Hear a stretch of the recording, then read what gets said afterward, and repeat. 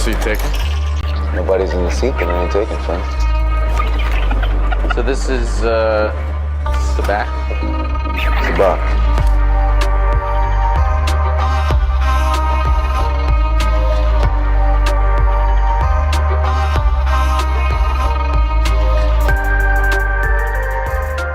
What is good? What is good? Welcome back to Sabacc the Block. This is episode 3 in the house. I am here with Emma Fyffe. What is up? Woo!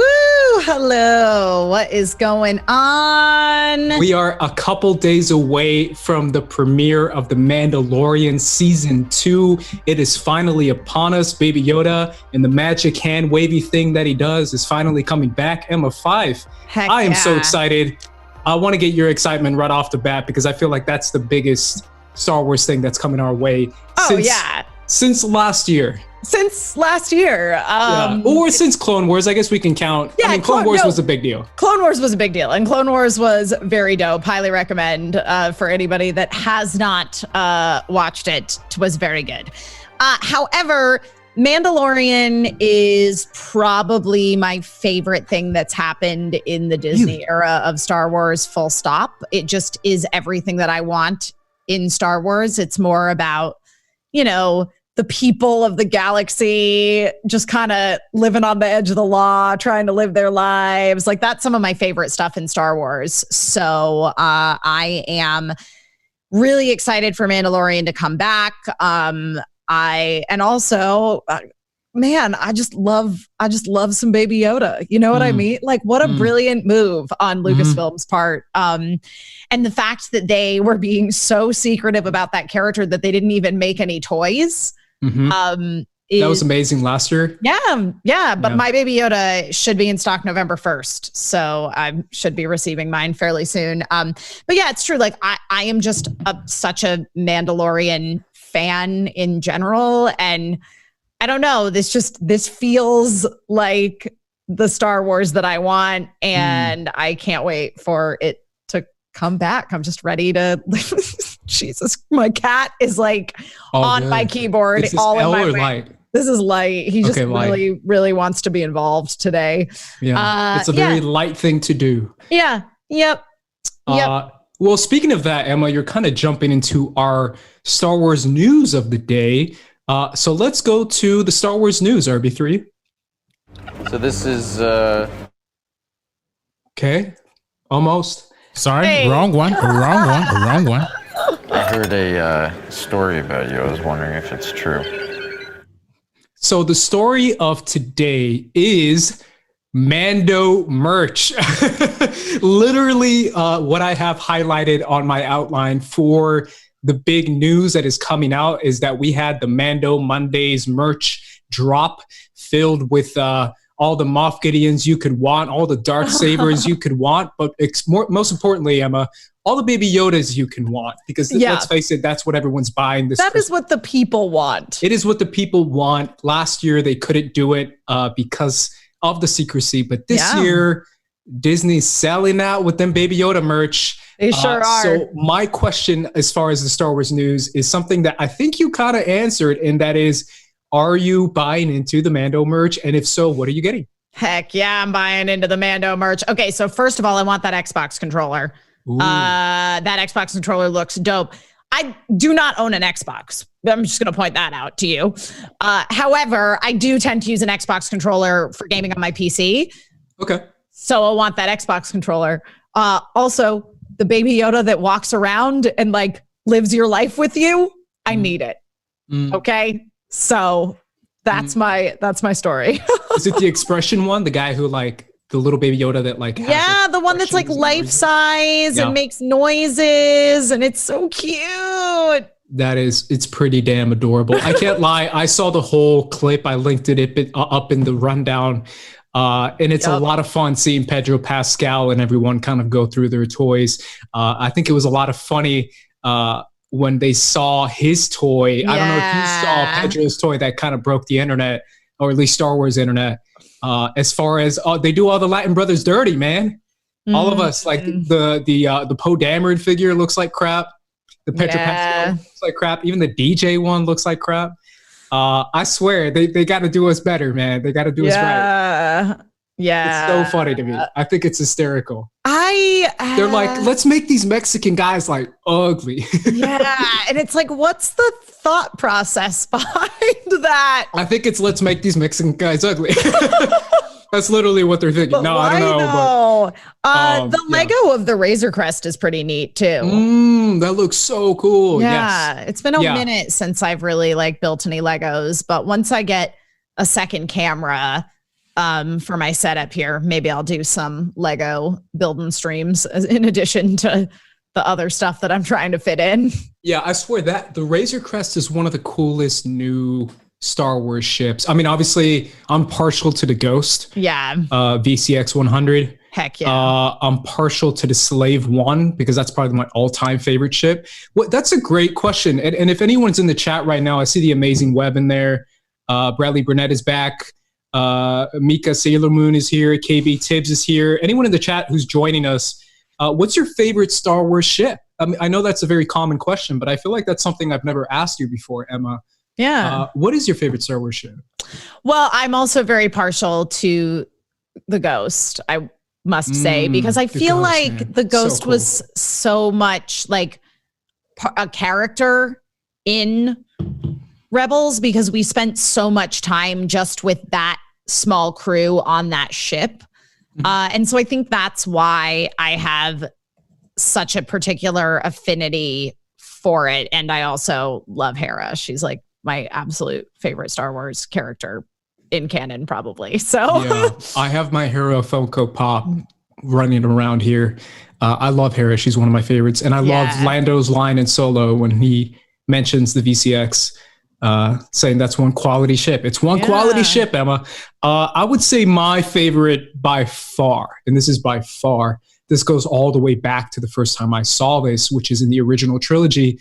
It's the Slave One. I already said it, but the Slave One is one of the coolest looking ships I've ever seen. Boba Fett, which is what we're going to be talking about later today. It just the design of Boba Fett is so legendary, and it comes with the design of, think about it. The design of Boba Fett is so legendary that we literally got this entire show because 100%. No, Boba Fett was a cool looking background character. Like, and now he's like this entire seasons of Clone Wars and culture of the Mandalorian. Let's be very clear about Boba Fett. They put Boba Fett in that movie to sell toys. There's no other reason for Boba Fett's existence. And it worked. But because he was so cool looking, it launched this whole like culture within Star Wars, which is really cool. And now we got the Mandalorians and Clone Wars. We got the Mandalorian show. All this because Boba Fett design was really cool. And part of that to me is the Slave One. I just think the Slave One was such a slick design. The way it just faced upward and it would chase you forward. Oh, it's a dope ship. The way it hunted down Han Solo in Empire Strikes Back, and the sound it made is so unique to any other Star Wars ship that we've heard before. Because obviously the TIE Fighter has an original sound, the Millennium Falcon has an original sound, but the Slave One has a very specific sound. Such a cool ship. When it came back in Attack of the Clones, it literally just elevated me. I was 10 years old and I was flying. I was like, this is it. This is the greatest moment of my life. Slave One, Obi-Wan, all coming together. But that's definitely my favorite ship.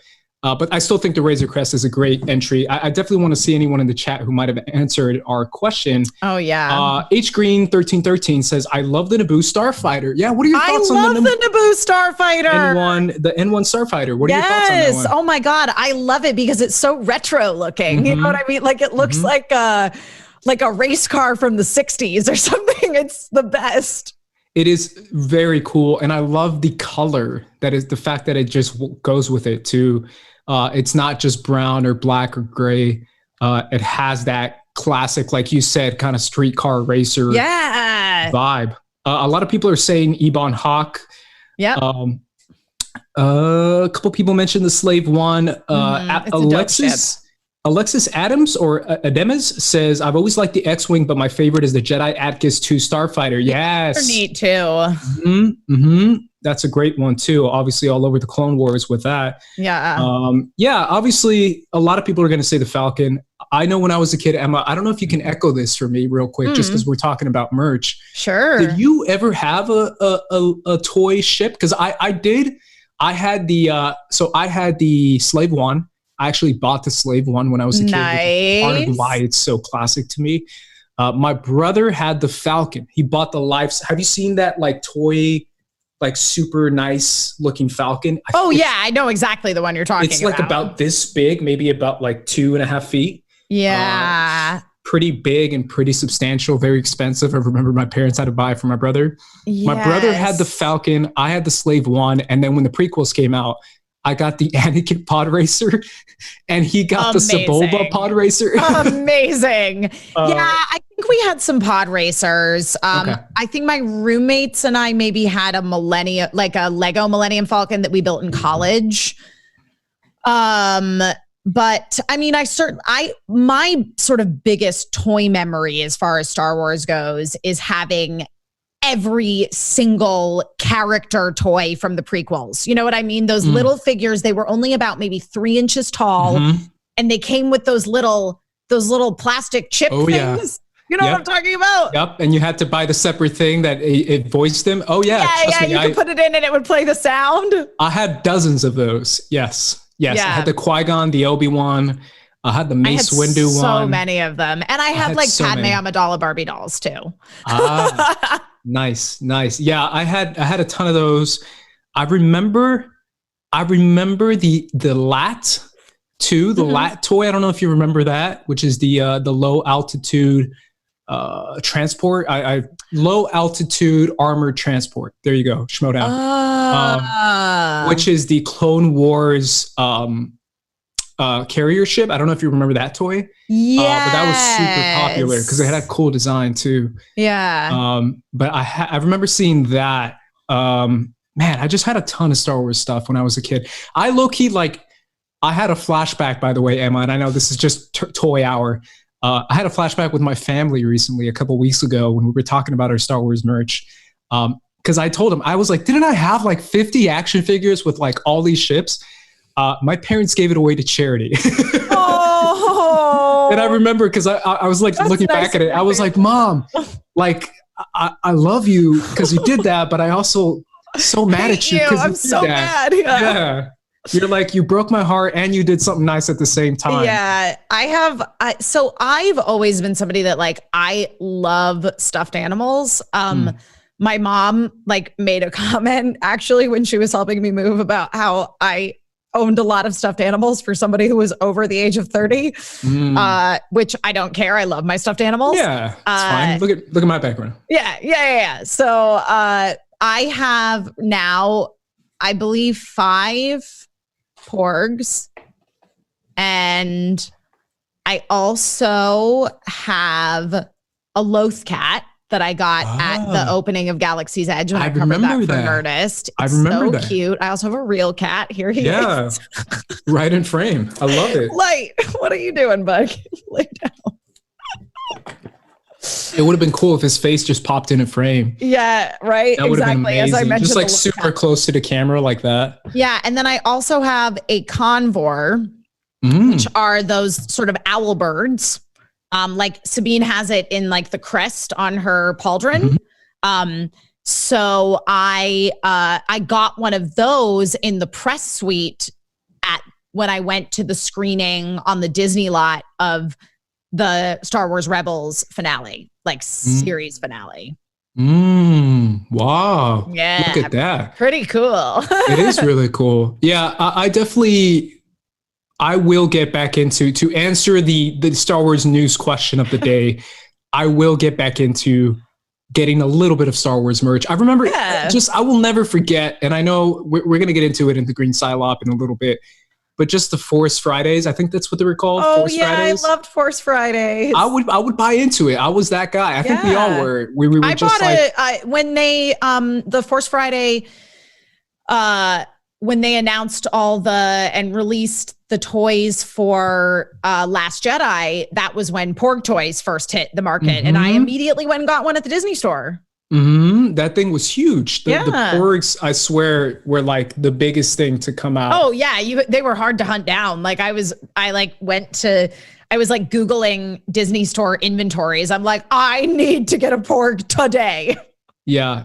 I swear, when it comes to all this merch stuff, it's always super exciting. I am definitely super excited for The Mandalorian. I kind of want to get into it a little bit more. Obviously, it's a couple days away. There's not a lot of new information that we have now.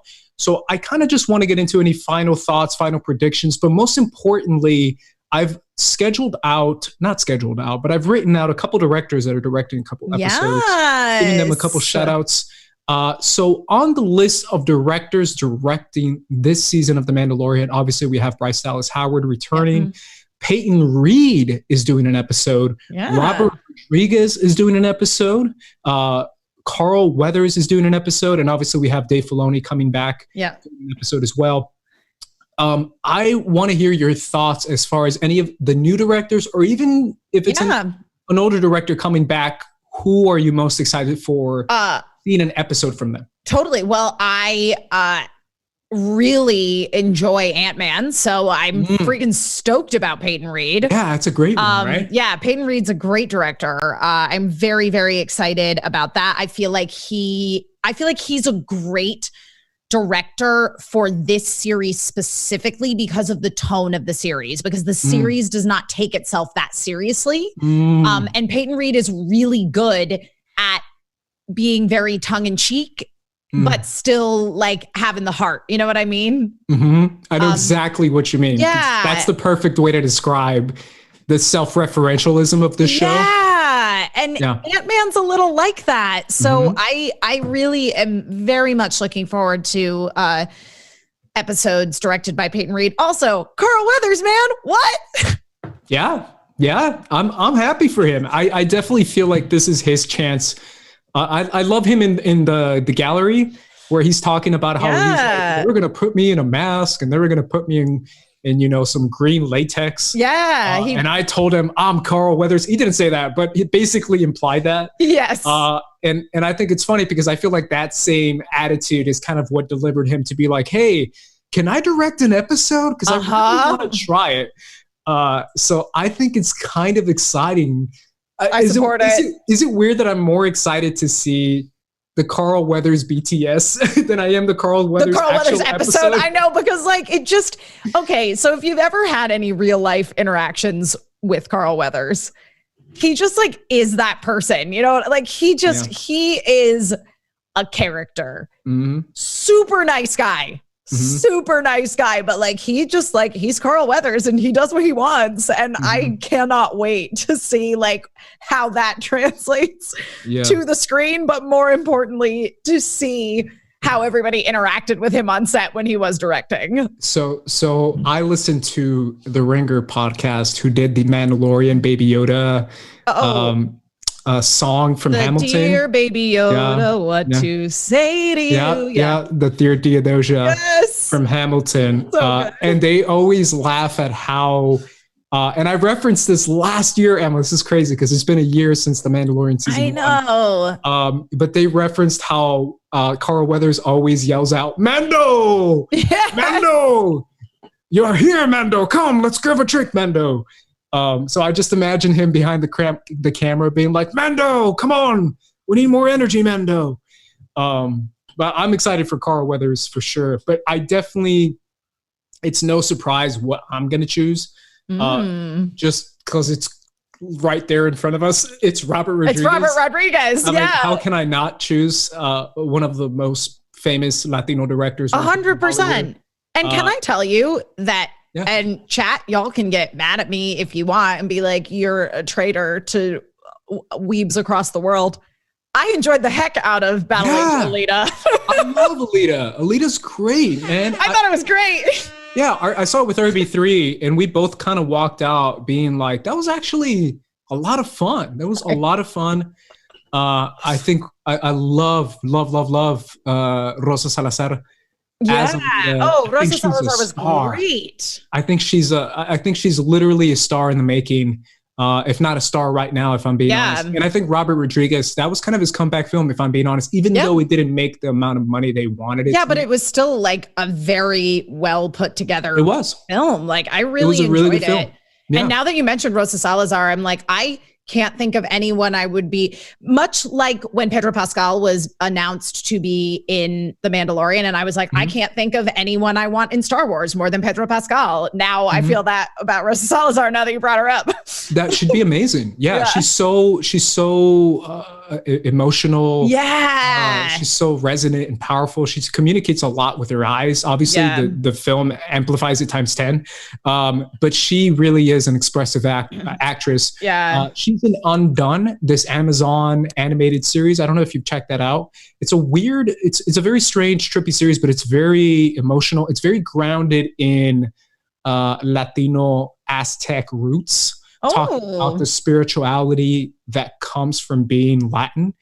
That sounds dope. It's really cool. It's really trippy, and it's about kind of like tapping into your own powers. It's an Amazon original called Undone. It's only 8 episodes long. The type of animation is I forget what it's called, but it's the type of animation where they're kind of like CG'd. It's like but sort of 3D. So it's like cell shaded animation. I think that might be what it is. You might know more than I do, but it's definitely a really cool animation that she was a part of. But I really do feel like Robert Rodriguez works really well with actors.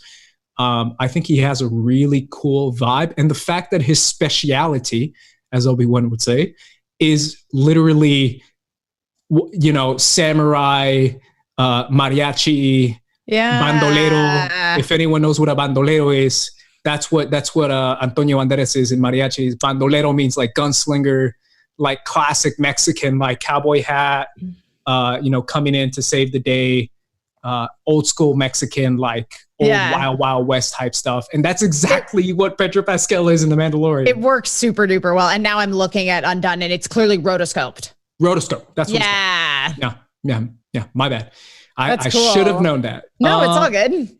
But that to me kind of amplifies. Just it's beyond like fitting a glove. Like it fits perfectly into his style. The fact that he does westerns, this is what he does. Totally. And I think Fillmore Pockets in chat brings up a really good point, which is, Robert Rodriguez is a very innovative director, and because they're working with brand new tech for Mandalorian, because basically they literally used like Unreal 5 to like create the backgrounds on these digital screens. Like Robert Rodriguez is somebody who's really going to do a good job, I think, with that medium. So even if his episode is not like, doesn't really resonate with people emotionally, like I'm sure it will be a very well-crafted episode. And I do think it will resonate emotionally, but I'm very curious to see what he does with all of the like new technology that they're using in order to create this world. He is a student of the technology of film. He did Sin City, which is one of the most innovative, technologically advanced films of all time. Obviously, Alita is another one of those examples. He is a student of James Cameron, who was kind of the goat of that. And James Cameron is a student of George Lucas, who created Star Wars. Well, exactly. Also, if you read Chris Taylor's book, How Star Wars Conquered the Universe, they talk about how Robert Rodriguez was one of the first filmmakers who went out to the Lucasfilm when Lucas was presenting the idea of shooting on digital cameras during the prequel era, and he was one of the first ones to embrace that. That's right. So he, like you said, ahead of the game, always an innovator. So I'm excited to see that episode. I was going to ask you, RB3, by the way. I definitely want to hear your thoughts. Thank you. I apprite that. You're director RB3, bro. Director RB3. Director RB3. Well, I do. I obviously, we know Deborah Chow's busy with Obi-Wan, so I do. There's a lack of her on this roster, and that does hurt a little bit. But I am excited to see Jon Favreau is going to direct some episodes this season too, right? Which he's been involved since season 1, but haven't, been involved directorially. So, I'm excited to see where that direction goes. Yeah, that's a great choice, man. Obviously, he directed a lot of huge movies, so it's definitely a safe bet with Jon Favreau. Any final thoughts on The Mandalorian? This I think it's Friday, right? Friday, October 30th, baby. Any final thoughts or predictions or feelings just in general? Freaking ready. Let's go. Yeah. Alrighty, let's move on to the green Psylop, RB3. if you'd only had this little green Psylocke. So our green Psylocke for today, Emma, is all about the modern Star Wars era. Obviously, if you checked out the new Honest trailers that came out today, they kind of threw a couple jabs at the Disney Star Wars era. It's always going to be something that people are going to throw jabs at. I'm just getting used to it. They throw jabs at everything on Honest trailers, though. That's true, but I feel like it's kind of like jabs at Back to the Future. Come on. Yeah. But it's kind of like a running joke to like kind of laugh at the Disney Star Wars era. But I feel like it's brought us a lot of good things, a lot of fun, a lot of great moments. So I wanted to give a shout out to the modern Star Wars era. This could be Rebels. This could be The Mandalorian. This could be the sequel films, and it could be the spin-off films. Anything you want to give a shout out to as far as moments, scenes. This could be in your personal life, or it could be actual scenes from the movie, favorite moments. And I definitely want to hear the chat as well. If you're in the chat right now, if you want to sound off and let us know your favorite moments. Obviously, I'm very, very partial to the new modern Star Wars era. I've written articles about it, about how much I enjoy it and love it. So I'm slightly biased. So I definitely want to hear your thoughts, Emma, as far as your favorite moments. Okay. How to even start? All it's right. a lot. There's a lot of great stuff. Let me start with one of my favorite moments in the films, because I feel like that is something that most people have seen, even if you haven't watched the TV series, like say Star Wars Rebels, which is part of the Disney era, continuation of Clone Wars or The Mandalorian. It is the scene in The Last Jedi in the throne room when Kylo Ren and Rey make eye contact, and then they turn back to fight off the throne room guards. Oh, it's so good. It's so good. Yeah, that's definitely on my list. It was actually number 2 on my list. It's even before that. It's the scene where it's the close up of his fingers going like that. And the lightsaber cutting Snoke in half. Oh my God. And then she catches it. Yes. When she catches the lightsaber, gets up, then makes the eye contact. Then they go back to back as if they yell out, back to back. Yeah. No, but truly, it really is that moment where they make eye contact and you just see them be like, about one of the most we're doing this together. Oh, it's so good. Yes. That's a great moment for sure. I definitely want to let you have a few others, Emma. Okay. I'm going to give a shout out to one that I know you're not going to have because it's from one of my favorite films of the modern era. That's The Rise of Skywalker. Speaking of making eye contact, I'm going to say the exact same thing, but in The Rise of Skywalker, I really love the moment when Rey and Kylo make eye contact through Force Skype when they're in the Citadel on Exegol, and they have that kind of moment of like, I see you, I feel you, I know that you're finally here with me. It's a beautiful moment to me. That's always going to be one of my favorite Star Wars moment. And it's not even super explicit. It literally just cuts to Rey's face, a close up, and then it cuts back to Kylo's face as a close up. And it's an itty bitty nod that I believe Adam Driver gives to Rey, which is also perfect acting from Adam Driver, where he's just such a good actor that he's such a good actor. Such a good actor. Both of them are. I just saw Last Jedi last night, and I was like, dude. Yeah. Every scene they're in together, like I'm going to shout out a couple of them because it's still on my list. But every scene they're in together is flawless. It really is. But the two of them together are great. It's perfect. But that moment to me is a beautiful, beautiful, beautiful moment. I want to give you another one, Emma. Okay. Okay. This is a big spoiler for Mandalorian. Yeah. And it's going to sound horrible, but just go with me on this. The death of IG-88. Ooh. How could I be so sad about a droid dying? Yeah. It's IG-11, right? Or I'm sorry, IG-11. I'm an idiot. IG-88 is the character that he was based on. But yeah, the death of IG-11. I get it mixed up too. Yeah. So sad and so good. You know what that reminds me of? What? And someone said it in the chat. They mentioned there are many moments. Alexis Adams says there are many moments in Rogue One. Oh God. K2. K2's death. K2. Climb. you could still make it if you climb. And then he dies. And I was like, no. K2, RIP K2. And obviously RIP everyone else in that film. Literally everyone in that film. Yup. Yeah. I love when okay, so there's I recently rewatched Rogue One. I just thought of another moment. I just got chills thinking about it. When Baze goes off, Baze Malbus, after Chirrut Amway dies, and he starts saying, "I'm one with the Force, and the Force is with me." And he's slowly killing all the Death Troopers.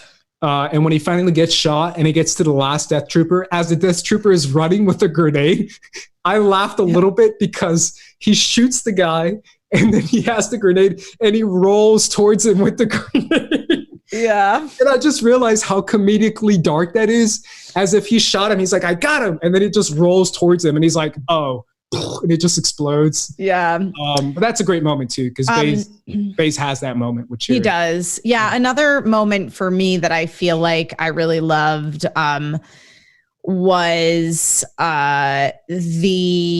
in Star Wars Rebels, when Kanan is trying to train Sabine to fight with the Darksaber. Yeah.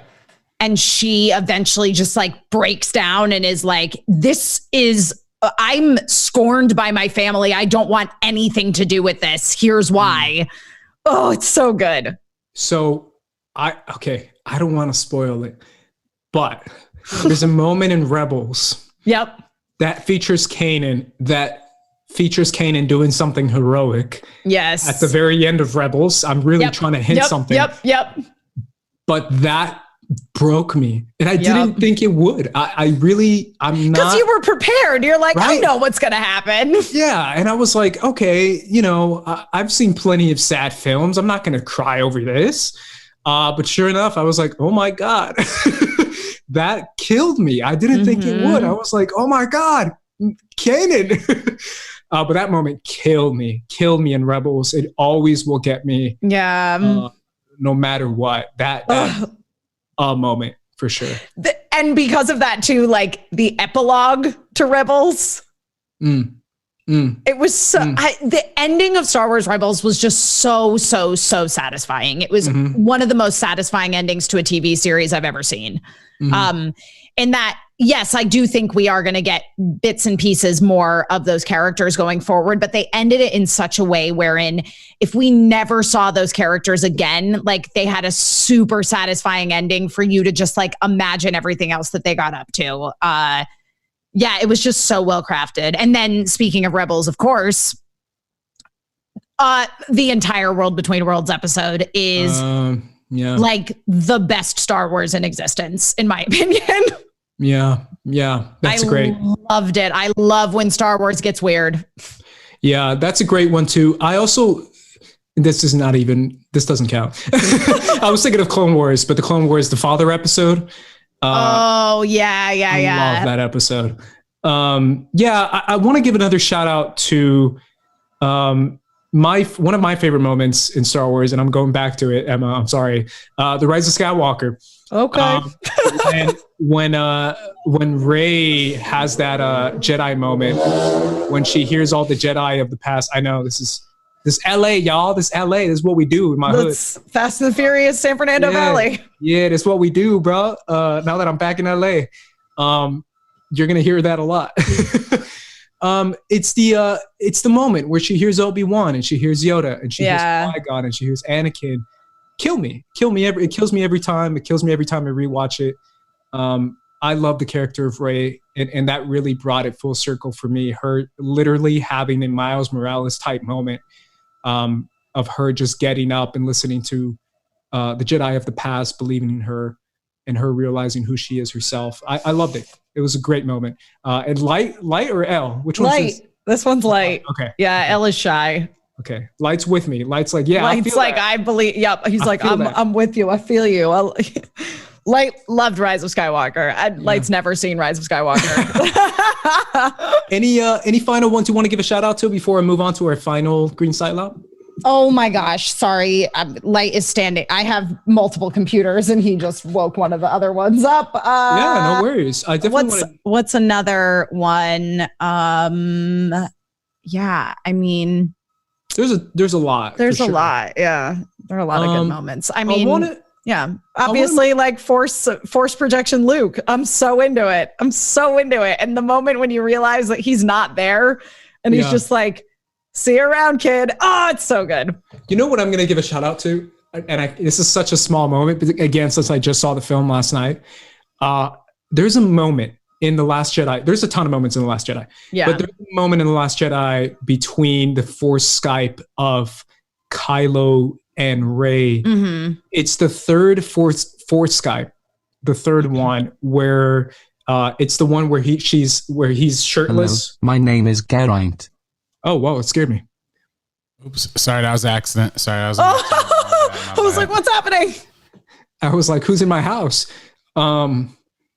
It's the cowl moment, the one where she's like, oh, do you have a cowl? That one.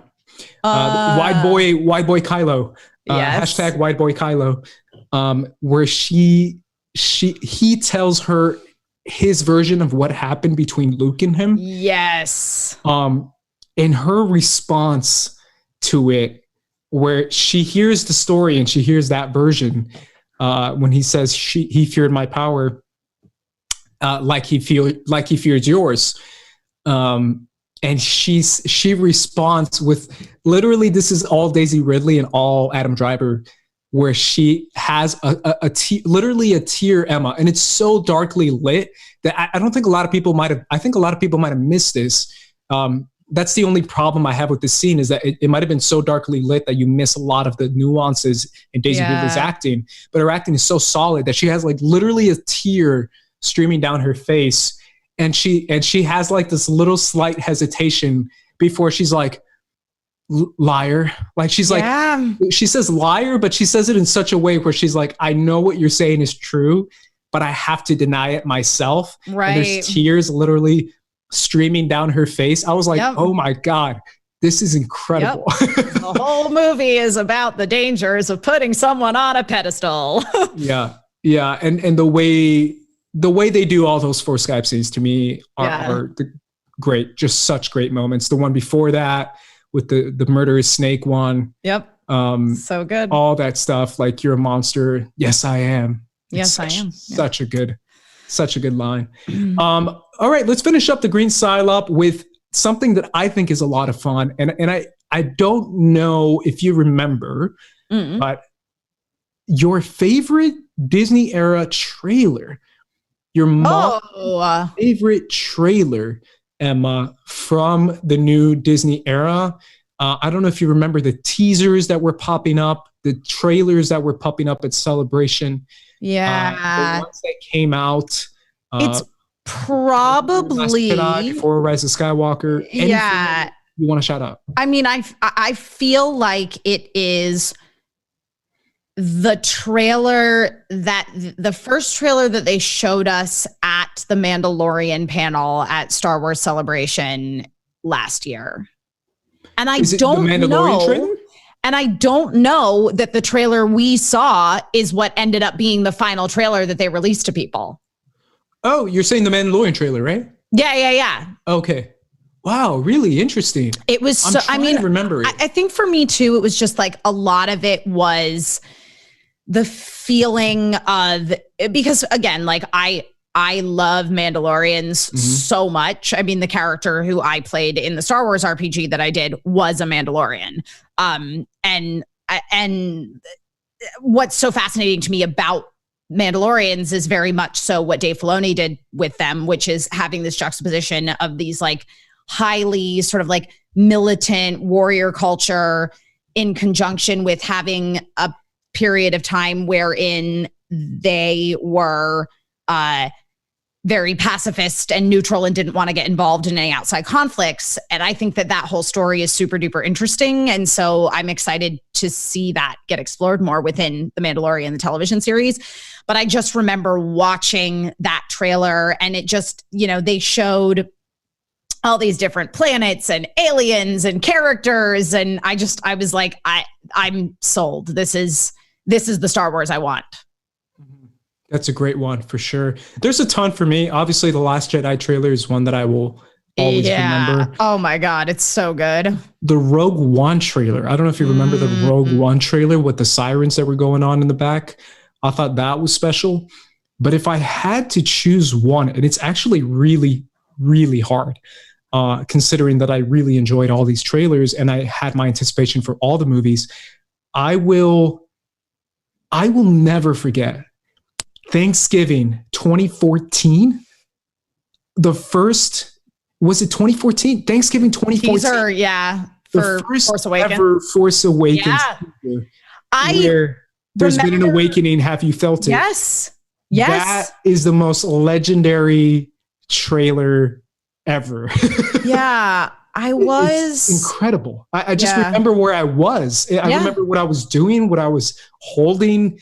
It was just a moment. It really was a moment that I will never forget. Hearing that trailer and watching it 100 times. Yeah. I'm like, was it 2014 or 2015? I think it was 2014. I think it was 2014. I think you're right. Yeah. I think it was 2014. Thanksgiving Day 2014. There's been an awakening. Have you felt it? And then you see Finn pop up with the stormtrooper on Jakku. Yes. After he jumps out of the X-Wing, or he gets out of the X-Wing. Yep. You see BB-8 rolling around. Yep. And then you see the quick first appearance of Kylo from the back and his lightsaber. It just, and then obviously the Falcon at the very end, but it's 30 seconds long. I think it's like 45 seconds or 30 seconds. Yeah. And it's legendary. I think it's true of like any first of a new era. You know what I mean? Because like I remember Phantom Menace, for example. I don't so much remember the teaser as I remember the original poster for Phantom Menace, which was little Anakin with the shadow of Darth Vader. All over the blockbusters everywhere. Oh my God. I thought that was all the coolest thing. I thought that was the coolest thing. It was so cool. I remember clearly seeing that everywhere. Yeah. As a poster, anticipating the film. If there was like an all-timer one, like the Attack of the Clones one for me will always have a special place in my heart. Yeah. Just seeing the trailer for that again, just because Attack of the Clones happened to feature everything I wanted. As far as like Boba Fett is back and he's fighting Obi-Wan. What? Like that, just seeing that in the trailer, because I remember that being in the trailer was like jarring to me. It was incredible. So that trailer has a special place in my heart for sure. But yeah, obviously the Phantom Menace one, people will always remember that. People always remember the Revenge of the Sith one, which has a very dark, ominous feel to it. There's so many. All of them are all great. And I think Star Wars Celebration and having those moments to celebrate them was a lot of fun too. I remember watching the trailers at work and everyone just stopped what they're doing for the entire day and just watched them like 20 times. It was amazing. Anyone in the chat want to give a shout out? Let me see if anyone is giving a shout out. Lots of love for that Force Awakens teaser and the Last Jedi trailer. Yeah, absolutely. Apparently, the Amazing Web was apparently in a TGI Fridays when they saw the Force Awakens teaser. Wow, on Thanksgiving. I remember because it was literally Thanksgiving Day. Like it was that morning because I was up in the morning and then it came out. KB Tibbs talks about the Luke and Kylo showdown when it comes to favorite moments. Yeah. You mentioned that one as well. That's a great one. Amazing Web says has to be the Force Awakens one. Also the Last Jedi one, he says. Winston's in the chat. What's up, Winston? What's up, man? Upset City's in the house. Doing it for you, doing it right. Yeah, man, I'm trying to do the Star Wars thing. I think a lot of people felt that Force Awakens one for sure. I think it's a classic, as well as the Last Jedi one, because you just didn't know what to expect, Emma. It was truly special. All right, let's move on. I think we have. Let's move on to full Sabacc, RB3. Full Sabacc. So our full Sabacc is going to be kind of a quick one. This is something that's been kind of in the news, Emma. Will Mr. Boba Fett make an appearance in The Mandalorian Season 2? And if so, will it be Tamara Morrison returning as Boba Fett? Emma Fyffe, are you going full Sabacc on Boba Fett coming back to the Mandalorian or coming to the Mandalorian? Yeah, I am.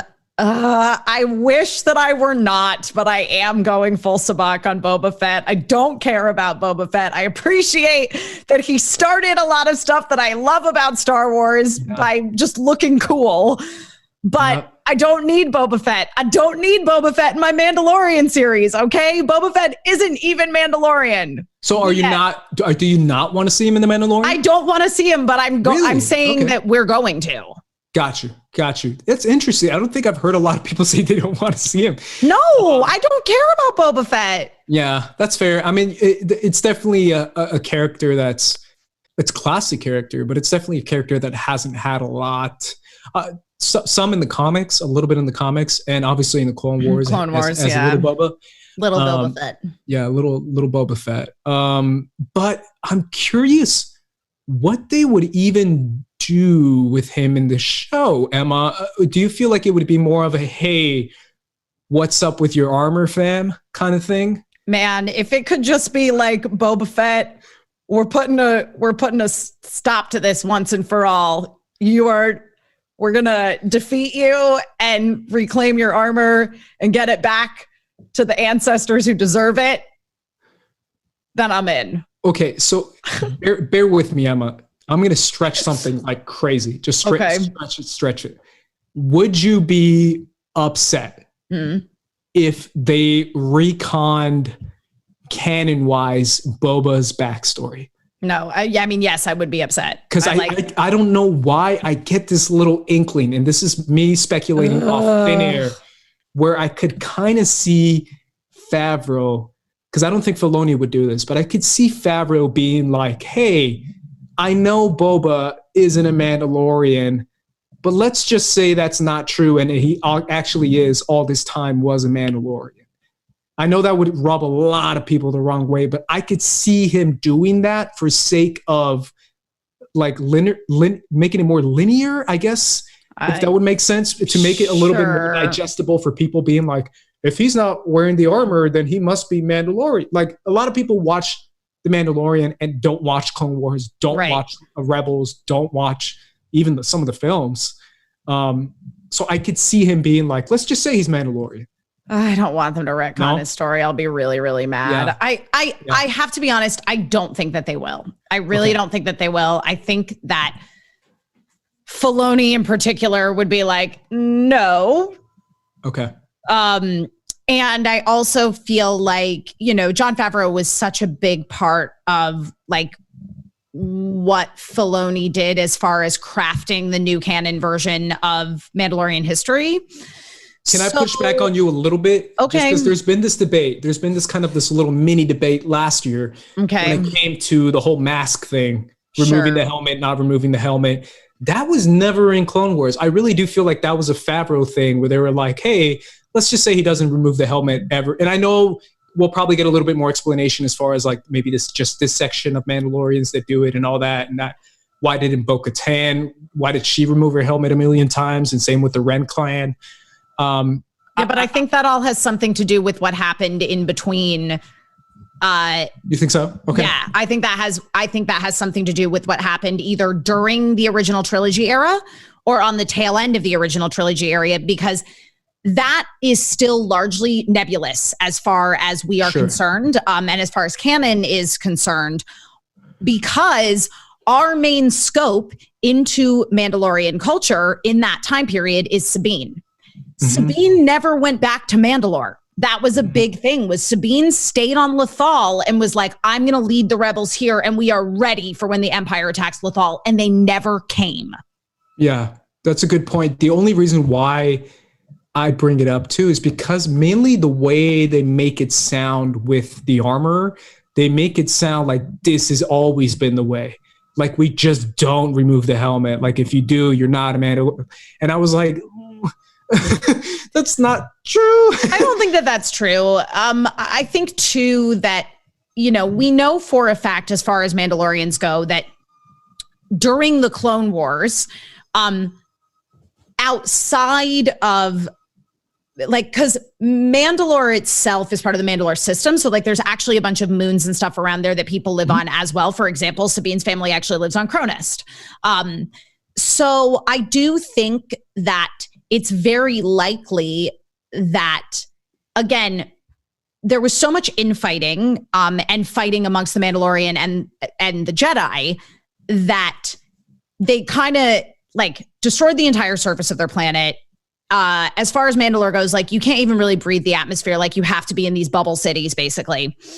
So it's not out of the realm of possibility that there are more extreme sort of like sects of Mandalorians, and that's who we're seeing in this series, which is basically to say that, and whatever happened on Mandalore itself, ultimately those sects that were already like not on the planet and were living these more sort of like almost culty, secretive sort of lives are the ones who've actually managed to survive. Yeah, that's probably what it is. I always try to speculate just because I'm curious as far as what it comes down to with creative. Sure. To see if they want to maybe retcon stuff, if they don't or not. Just because I feel like as much as we want them to keep it continuous, maybe they don't. And sometimes they don't.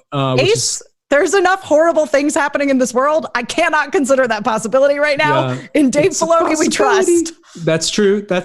And I'm definitely going to keep it there as far as that goes. But I definitely still see Boba Fett making an appearance in the show. I think it's just inevitable. Me too. It's just something that's going to happen. I'm curious just how it's going to happen because, okay, if we go full blown, if we believe every rumor, we have Ahsoka. Yeah. We have Boba. Yep. Who else do we have? Bo-Katan. Yeah, Bo-Katan.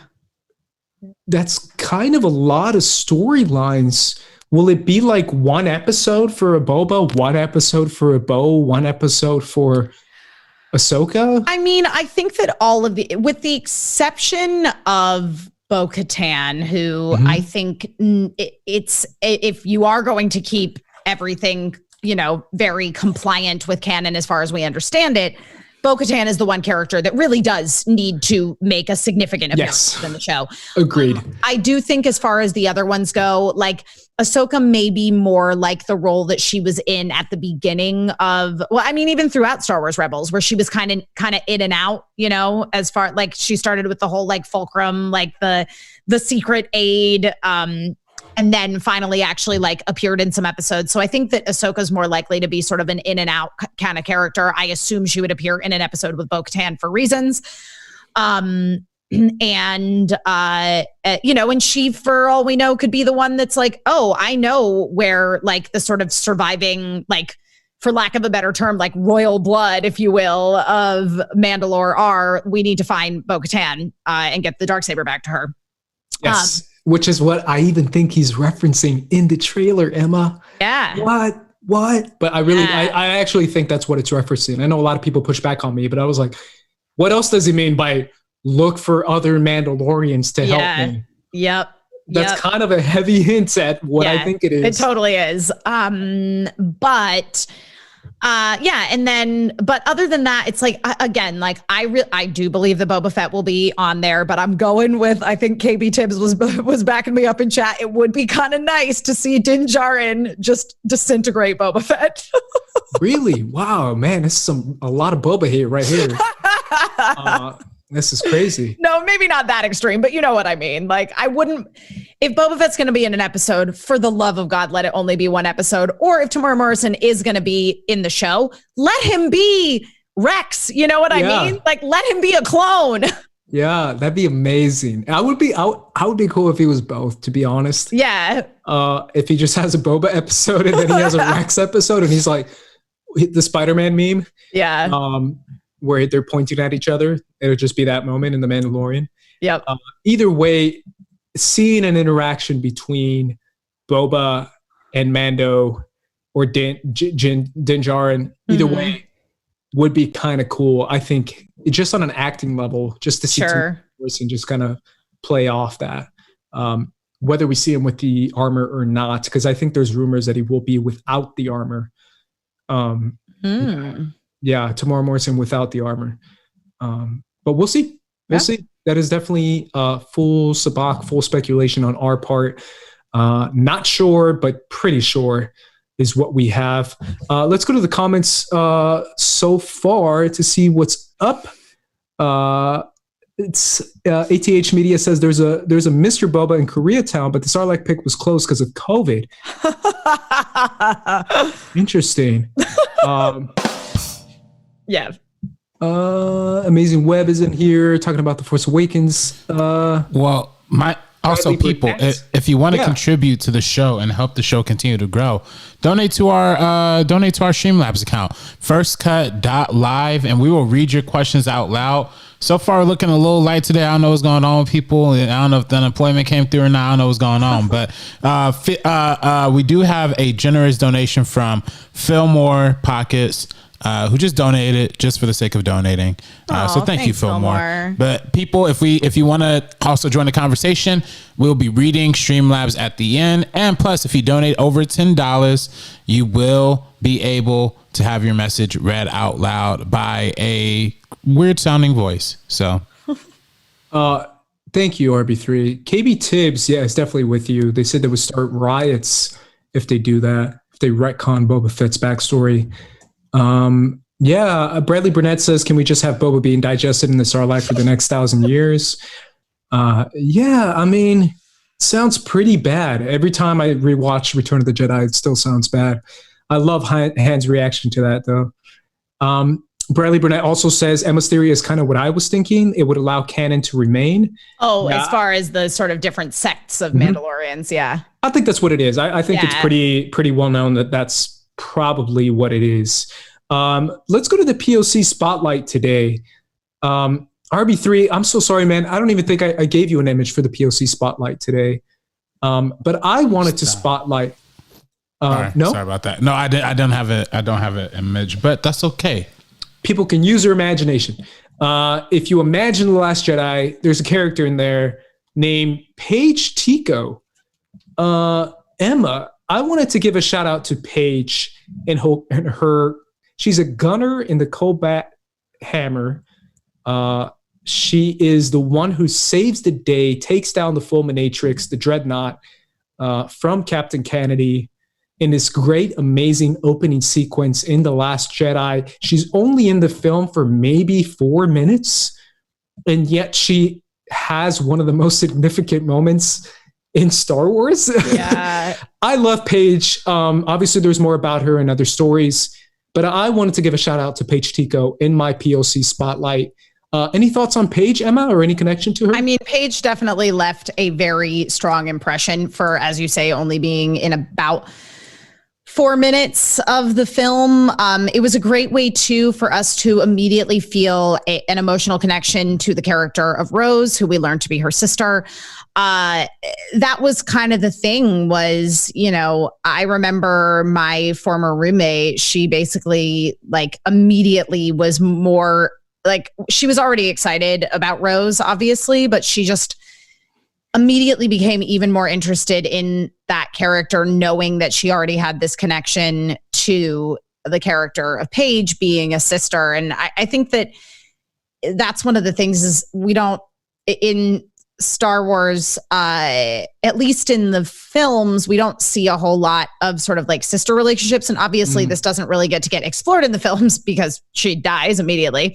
But just in Star Wars in general, anytime we see a connection between two women on a friendship level or on a familial level, it's just really great, and so yeah.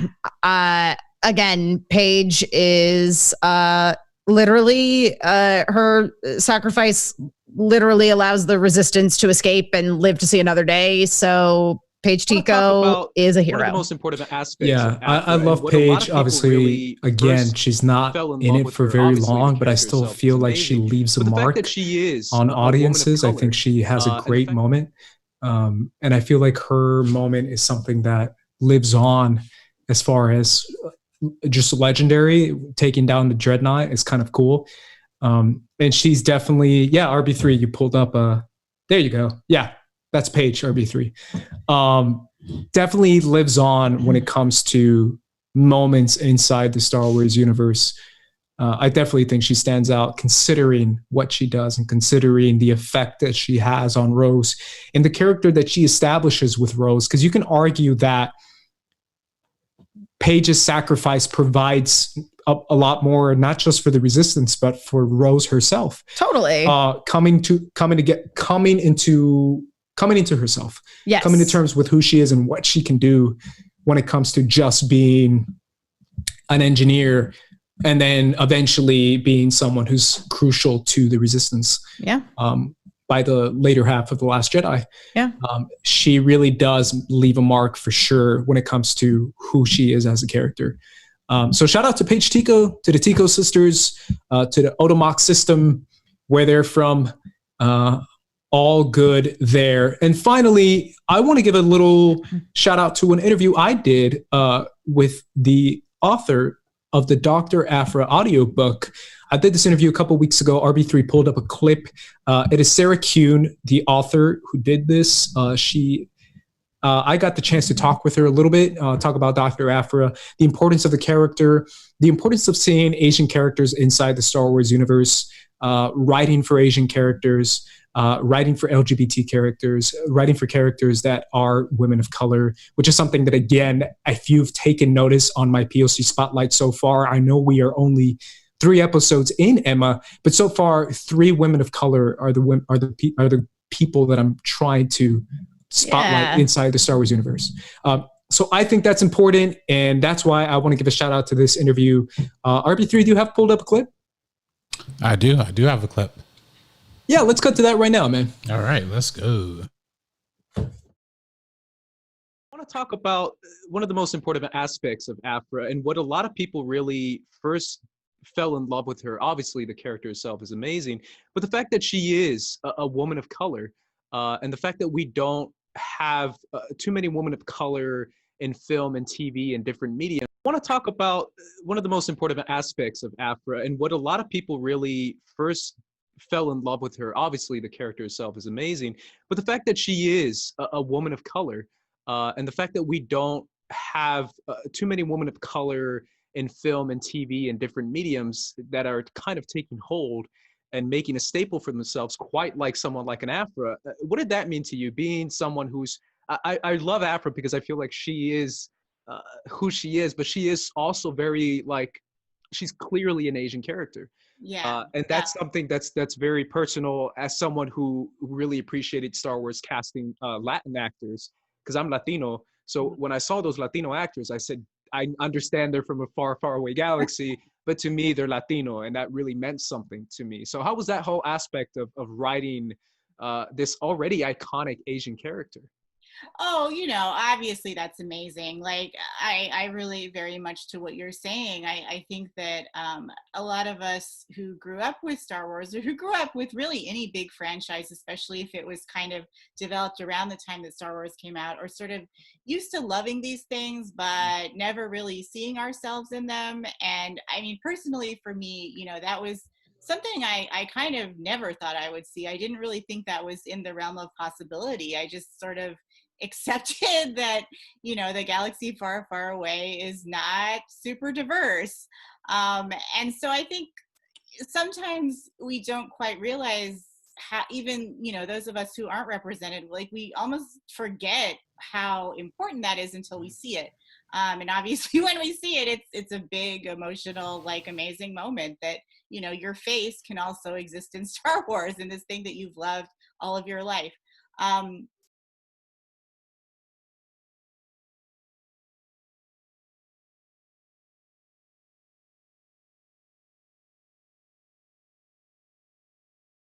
For that interview. That was a lot of fun to be able to talk about Dr. Aphra. Obviously, Emma, we talked about Dr. Aphra in the week 1 of our episode of Sabacc the Block, a character that has left a significant mark when it comes to a lot of fans of Star Wars, a lot of female fans of Star Wars, because I feel like it is important to showcase women of color, as I said before.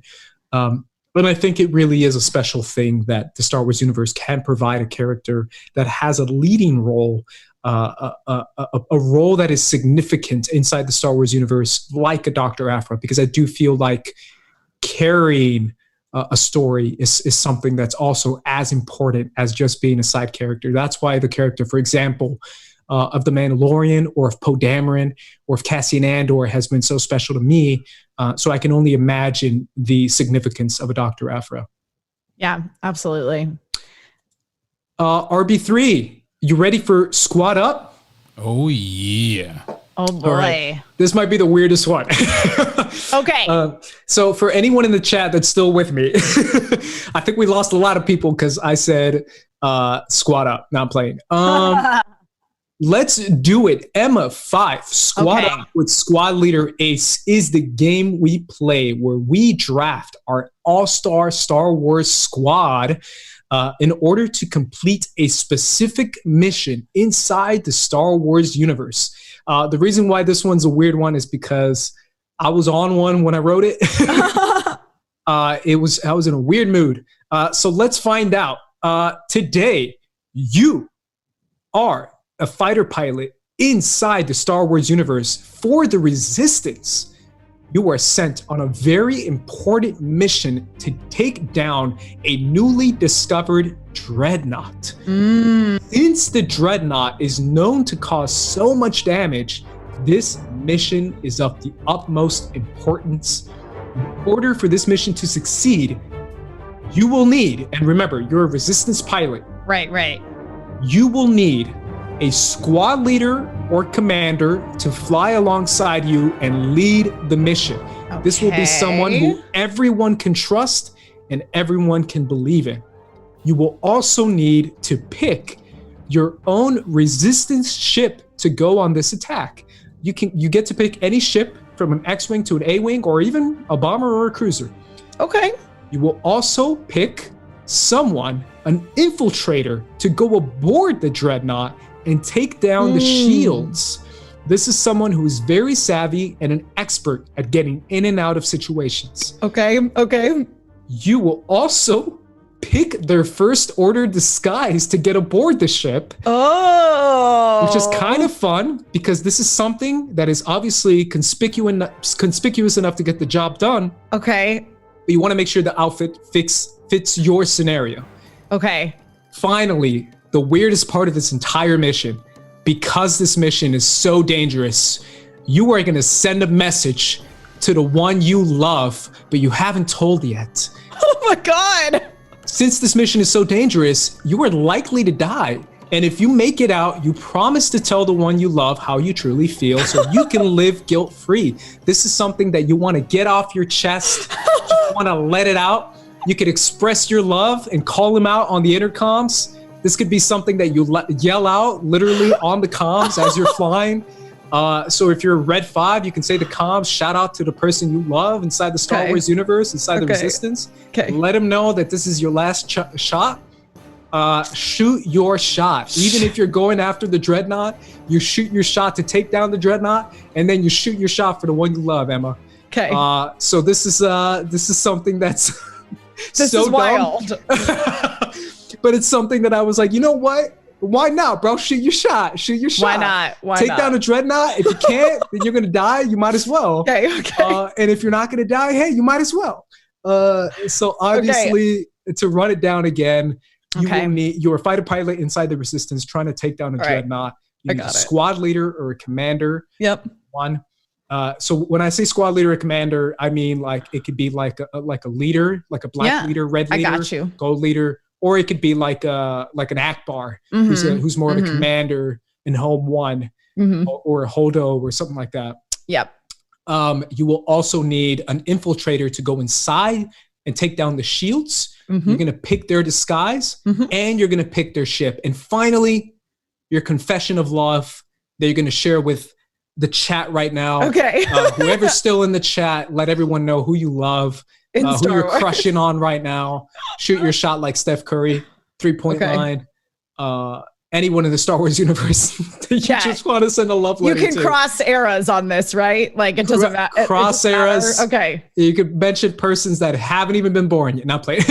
Cool. No, mention people from the past or the present. Got it. Obviously, since you're in the Resistance, keep that in mind, though. Yep. It's going to sound a little weird if you mention someone who's already currently in a relationship. Sure. Totally. But if you want to, you know, play that role, I mean, you can. Taking down a dreadnought, you know, taking risk already.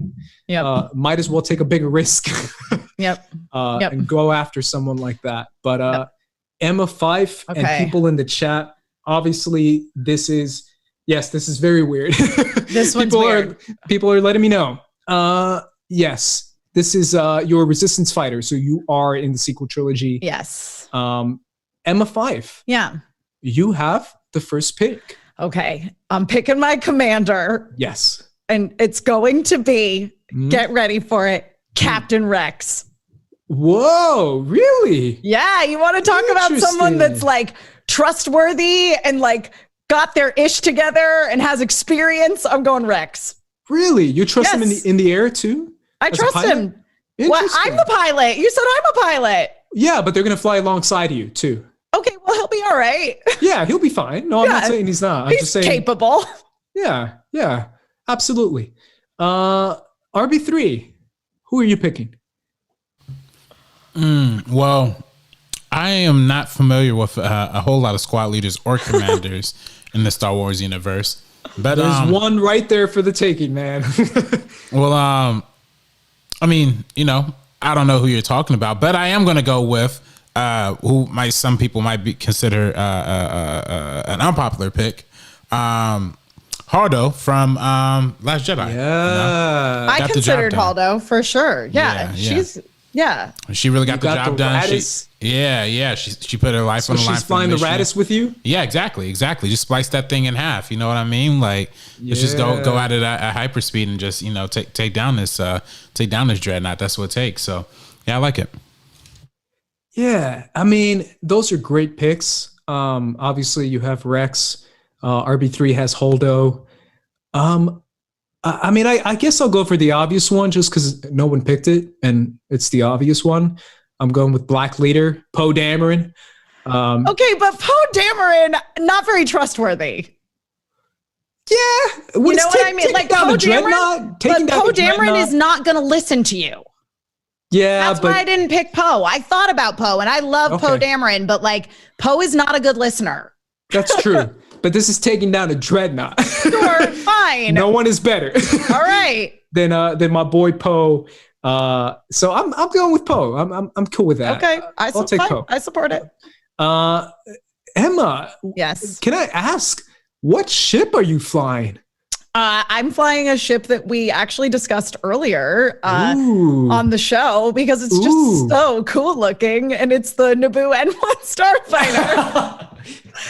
We keep it. You just brought it out. You're blowing the dust off it. You're like, no one will expect it. They're going to be like, "What the heck is this?" They're like, "Where did that come from? What era is that from?" Damn, you're flying an ancient ship. Yep. To take down a dreadnought. We're bringing it back, man. Okay, it's like a throwback. It's when you see the muscle cars. On the streets. Someone is into classic cars. Emma's into classic. I'm into classic starfighters. Yeah, there you go. N1 Nubian Starfighter. That's a great choice. You're definitely going to stand out. Yeah. The TIE fighters behind you are definitely going to be. They're going to be like the what? Is this one of ours? Is this on our side? Whose side is this on? Is this a bounty hunter? That's a great choice. I like that choice. RB3, what ship are you flying? Well, I got to go with the one that ultimately ended up winning the day back in the amazing Return of the Jedi, and that's the Y-Wing. I got to fly Y-Wing. Took down the original Death Star, so I know the newer models. I didn't expect that. Newer models like the A-wings and the X-wings might be a little more popular, but I like the Y-Wing, and I think it looks good. And the only reason why I really know that is because we had an episode of the Inner Geekdom show where Alex Damon talked about Star Wars ships, so I know a good amount of Star Wars ships now, actually. So there you go, man. Very nice. Y-wings go hard in Rogue One. I don't know if you guys recently seen rewatch Rogue One, but they go There's a lot of off. Y-wings, yeah. They go off in Rogue One. They're definitely. I think they even take down the Star Destroyer in that. What's the name of that Star Destroyer? Persecutor. The Persecutor. I think they take that down too. The Y-wings do. So shout out to the Y-wings. Definitely a powerful ship. The bombers in the house. Man, you guys are leaving me a lot of options because obviously everyone wants to take an X-wing, but I'm gonna go A-wing. I'm gonna fly. I'm gonna fly in style. I'm gonna fly with my little Mini Cooper, my little small ship, fast and small interceptor type ship. I get to do spinning because that's a good trick. Yeah, that's a good one. As Anakin would say. Yeah, I'm going A-wing with my ship. So Emma, who are you picking next? You could pick your infiltrator. Oh, well, I have chosen my infiltrator. Ooh. And listen, I was laying into you about Poe Dameron not being like he was not going to listen. My infiltrator, not trustworthy, but good infiltrator. I'm going with DJ. Oh, wow. You might have picked the number one draft pick with that. I mean, for like the right amount of money, though. Yeah, that guy is a savant. Like homeboy is blip blobbity bloop, literally. Yep. That's literally what he says in the movie. True. That guy, yeah, he's a master. The fact that he's able to cloak his ship from their shields. Yep. And slit into the shields of the supremacy in The Last Jedi. He knows what's up. He knows what he's doing. That's a great choice. And obviously, if the price is right, like he says. The price is right. Price is right. Yeah. DJ is a great choice as an infiltrator. Yep. I'll give you a little bit of time. I'll go to RB3 first to pick his disguise because this is a fun little little sim situation here. Get to pick the outfits. Yes. But RB3, who's your infiltrator, man? Well, I know he's not a particular infiltrator in terms of his characterization, but I do like the way that that Cal from Jedi Fallen Order got in and out of all of those tunnels and mazes and all of these tricky situations. Yeah, the Nathan Drake of Star Wars. Yeah, exactly. So he might not be an expert necessarily in getting taken down the shields, but you can always be informed on that by a great commander. But the real skill is how you're able to move and navigate, and his use of wall running and grabbing on those tiny little vines that tiny little vines in the dreadnought. I mean, these are it's amazing. Yeah, no, I mean he'll find you an infiltrator who can wall run. Yeah, exactly. Emma. Yeah, find you truer words were never said. Yeah, that's amazing, man. That's a great choice. The Amazing Web is commenting. He says, based on your choice, Emma. I know. It's bold. He'll turn on you, though. It's bold. And to that, I say, maybe. It's a risk. Maybe. It's a risk. High risk, high reward. Like he says in the movie, maybe. Yeah. That's a great choice, RB3. My infiltrator is kind of a weird one, but I'm going for it. I really do feel like she has so much potential, and she already showed it in the movie. She knows her way around power breakers.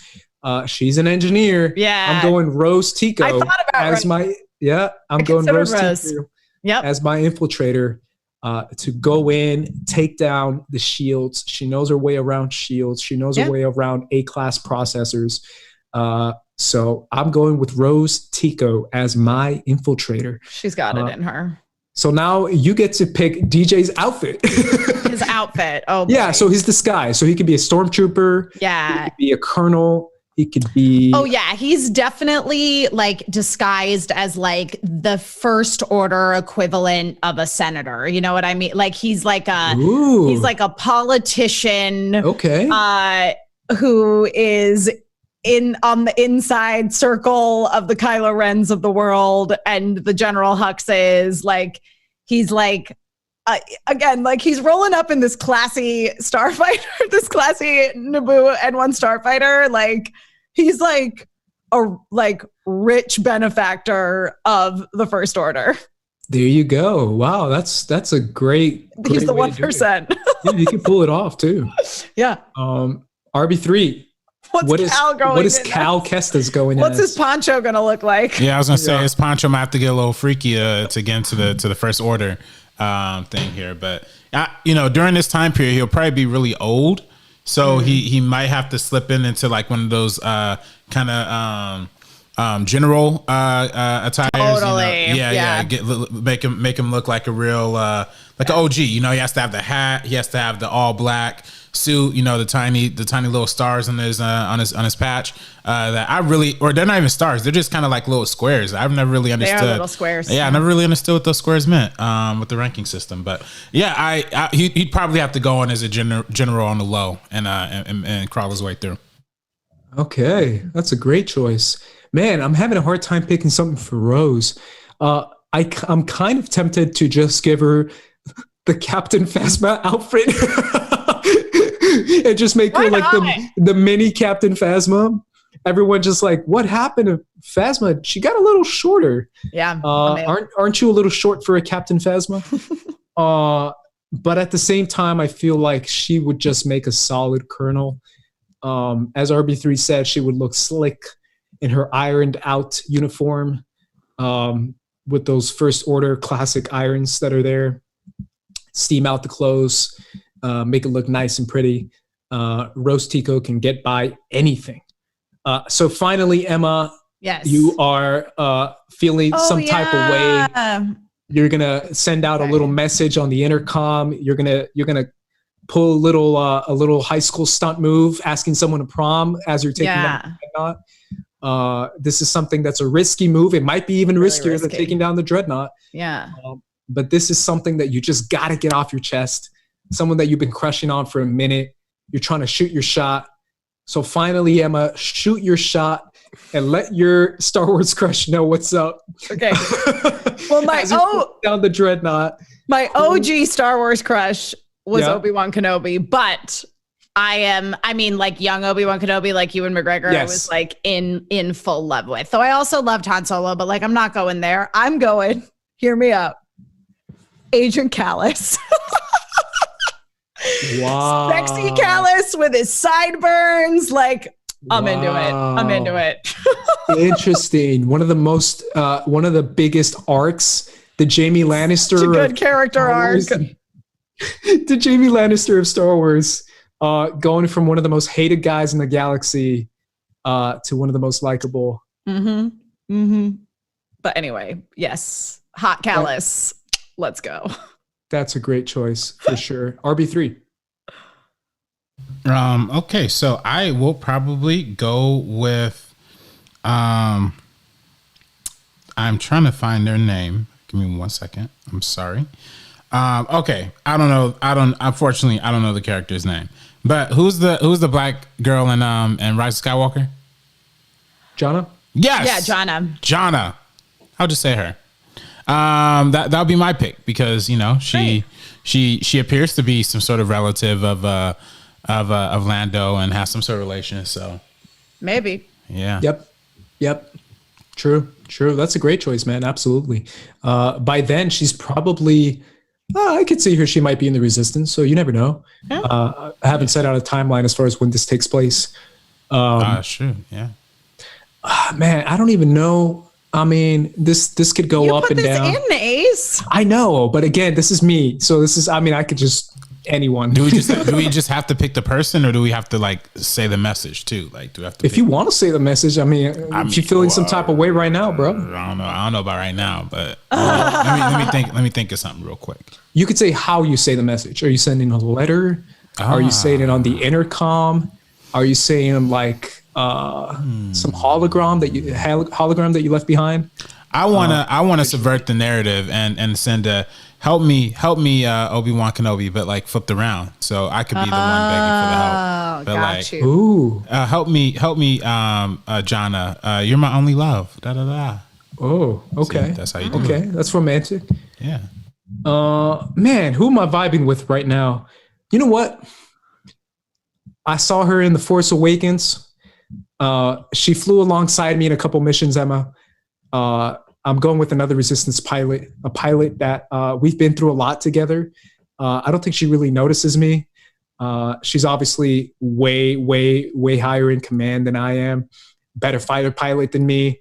But I've noticed her in the intercoms. I've noticed her style, the way she takes down these fighters, the way she infiltrates. I'm going with Jessica Pava. Okay. It's a weird deep cut, but why not? I'm in a Jessica Henwick type mood right now. Jess Pava, I will literally shout her out as I'm taking down the dreadnought. Aww. It will be the most embarrassing moment in all of Star Wars. Get ready for embarrassing rejections, prom rejections inside the Star Wars universe while you're flying an A-Wing and while she's flying her X-Wing. This will be a moment that will live in infamy.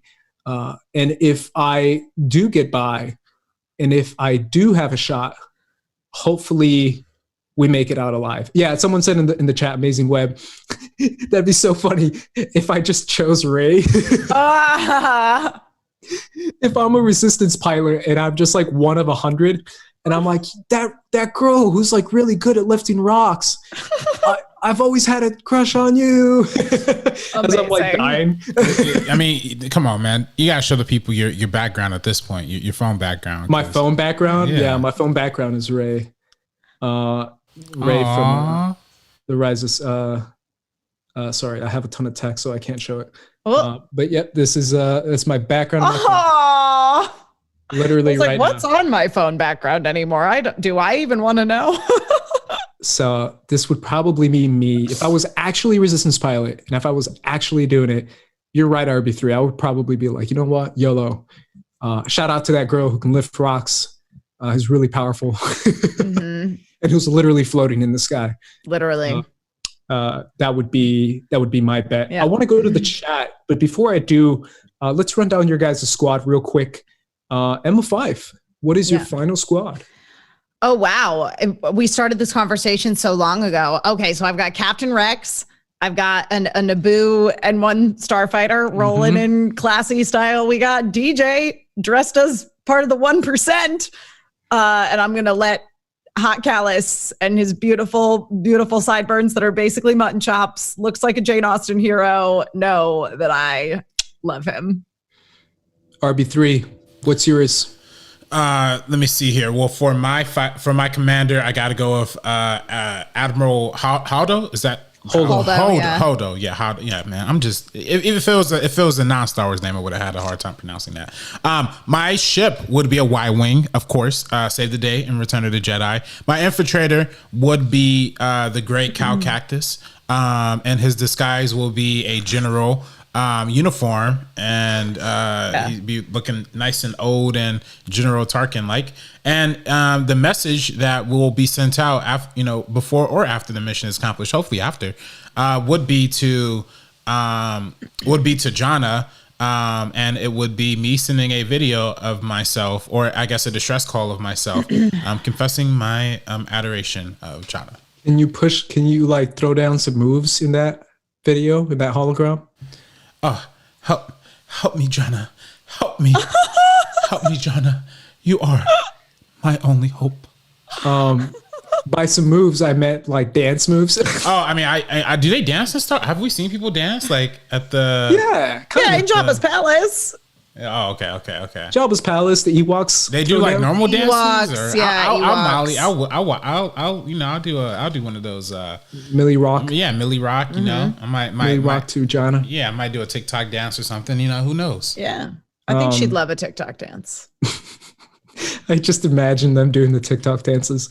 Obviously, Fillmore Pocket says Infus Nest is my crush. That's a great one. I love Infus Nest. I actually have her Funko Pop literally right behind me. Actually, let me pull it out just because I'm such a nerd. Infus Nest. Cute. I stole it from Collider. Shout out to That's they great. said I could have it. I love Infus Nest. Let's see what else. I think Amazing Web had a couple of choices. So Amazing Web said Gotta be Poe for sure. Then K2SO. Oh, that's a great one as someone who's in disguise to infiltrate. Yeah, that's a good idea. And then my message across the galaxy would be: no matter where you are in the stars, no matter where you are in the stars you may be, you are never alone. Oh, that's a great. Aww. Just for anyone out there. For sure. I really like. He also says the Stormtrooper is a safe bet too, as a disguise. That's a good choice for sure. And he also says Ray's Bay. It's true. No shout out. No shout out of love to Porkins, says Bradley Burnett. Yeah, man, Porkins went too quick, man. Homie had a shot, couldn't hold out that long. That was a tough trench run. Shout out to Porkins, man. He went out like a G. He tried. He did. Cluner says we need some RB3 Luke Skywalker impressions. Yeah, man. I know a lot of. If they donate $10 and up, I'm more than happy to, for sure. You get all the Luke Skywalker you want. RB3's he's doing it right, man. If you're good at something, never do it for free, says the Joker. Nada. So by way of the Joker, that is how we conclude our episode. RB3D Streamlabs or anything that we want to give a shout out we to? Actually did get some Streamlabs at the end. I was starting to get a little worried, man. I was wondering what's going on with people. I know the financial state of the country is a little difficult, but yeah, people are donating and supporting. Again, people, if you want to contribute, it's firstcut.live. We have a really nice site. It's really nice. Also, if you just want to check out the website, you don't even got to donate. Just look at the website because it's real nice. And it does look nice. And look, the more traffic we get to it, actually, the more promotion we get towards our channel too. So that actually helps out us a lot too. And of course, if you can't afford to donate, that's more than reasonable. That's fine. Just please leave a comment, leave a like, help the show grow. Let me see here. We do have a couple to be read out loud. So here's one from our buddy Bradley Burnett. Bradley Burnett donated $20. A question just for fun. Since Emma mentioned moving and I just moved into a new house. You move into a great apartment on Cloud City. What Star Wars character would be the best roommate? Who would be the worst? Wow. You have thoughts, Emma? On who would be the best roommate? Yeah, best and worst roommate. It's interesting. I feel like Rose Tico actually would be a great roommate because she really she's good at entertaining herself. She minds her own business. But also she'd be like a good sisterly ear if you ever needed one. Who would be I mean, God, most of Star Wars would be terrible roommates. I'm thinking as far as homies to be roommates of mine.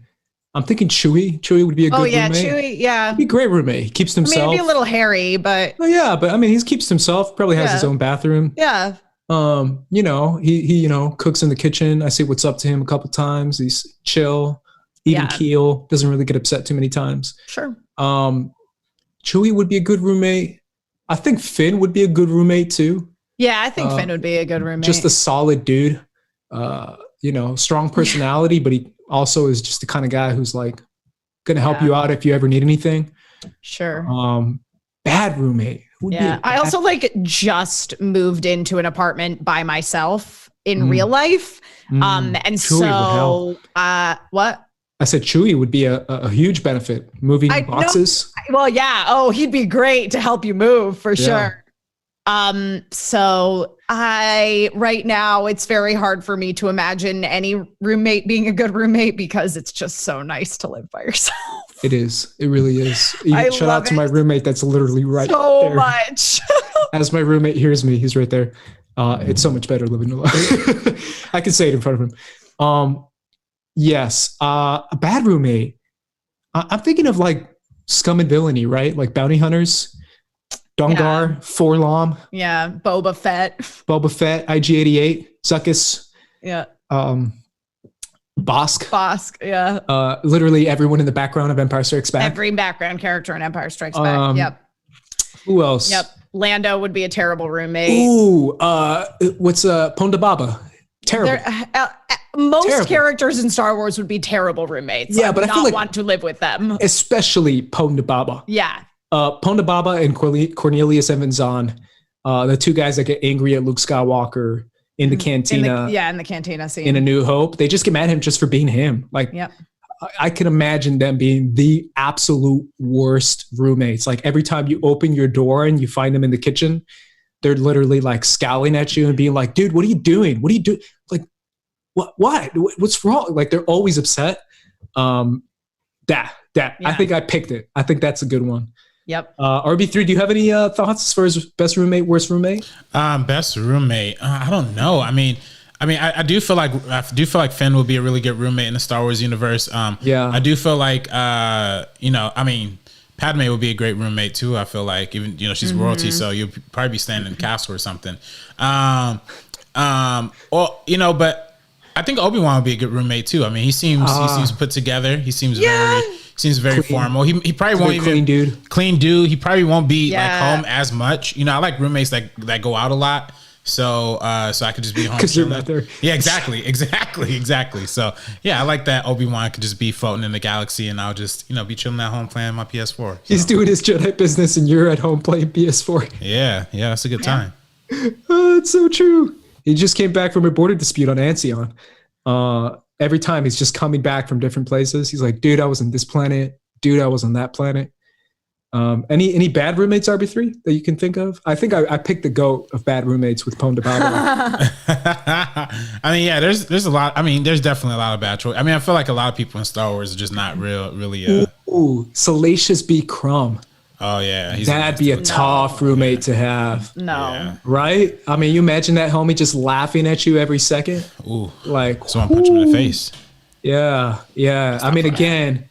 Yeah, Salacious B. Crumb would be a tough roommate to have. Jabba would be rough. Living with Jabba the Hutt. You imagine that, RB3? He'd just be taking up all the space. Yeah. Taking up all the space, a giant slug. You don't know what he leaves behind as he's slugging around. You gotta be mopping the place all the time. That does not sound pleasant. That's probably the worst. I think I picked the worst. Yeah. That a Rancor would be a tough roommate to have. I'm telling you, most of Star Wars would be terrible roommates. Yeah. True. Anyone in Empire Strikes Back and Return of the Jedi. Correct. Anything else, RB3? Tamil23 donated $50. Hey, you're just tuning in. I will definitely catch the entire show on a replay. I want to say I've been enjoying the show and keep up the great work. My question to you all is, who would you rather be, a Mandalorian Jedi or a clone trooper? Ooh, definitely not a clone trooper. Well, my answer. It's Mandalorian, because that's like my heart when it comes to Star Wars. So yeah, I definitely would pick Jedi. I am extremely, again, I can go back to my fandom as far as how partial I am to my love of Star Wars and my love of telekinesis. It's a weird, specific niche love that I have, but ever since I saw Luke Skywalker levitate a lightsaber to himself, it was something glorious. So I want that to pull the remote control closer to myself and to not get up to the kitchen and just force the food and the chips, just force move them all into the bowl and then eat. It's my dream to have that. So that's why I would want to be a Jedi, just so I can, not get up as much. So that would be mine. RB3, do you have an answer to this? I agree. I want to be a Jedi too. Just, I like lightsabers. I like, like levitating and all that. And I'd like to be on the light side. I feel like Mandalorians, they're good people, but they got to do a lot of killing too. So, that's one thing I'm trying to avoid. They walk the line when it comes to morality. Yeah. Definitely. Yeah. But then again, sometimes you got to take off some heads when you're a Jedi too. That's true too. Mm-hmm. We have one more question here from Josh, who donated. Thank you so much, Josh. Tamira Morrison is in a great film called Tracker. His character is on the run after being wrongly accused of murder and is tracked by Ray Rhinestone. It's quite interesting watching him play the opposite of a bounty hunter. Boba Fett redemption arc, maybe? No, Boba Fett stays dead or dies again. Yeah, I think if they bring him sick back, of redemption stories. Yeah, but I mean, again, that's probably what they're gonna do. There's no way they're gonna bring back Boba and just like kill him off or something. Like, I just don't see that happening. Yeah, they'll probably have. If I'm being honest, I kind of see it as like a 1 episode thing where he's there, he has a conversation with the Mandalorian, and then he's out. I think that's kind of it. You know what I'm saying? Like, they have like a heart to heart where they hate each other at first, and then at the very end of the episode, they're like, you know what? I'm gonna let you go and do your thing. Yeah, you're like, all right, oh, you're a good dude or whatever. I kind of see that as the story arc of Boba in the Mandalorian. I guess it would be fine. Yeah, it's probably gonna happen, but we'll see. We will, because the show starts Friday. Anything else, RB3? Nope, that's it. All right, awesome. Thank you so much to everyone who joined us today. We definitely appreciate you. Everyone in the chat who joined us, thank you so much. Emma Fyffe, where can everyone find you?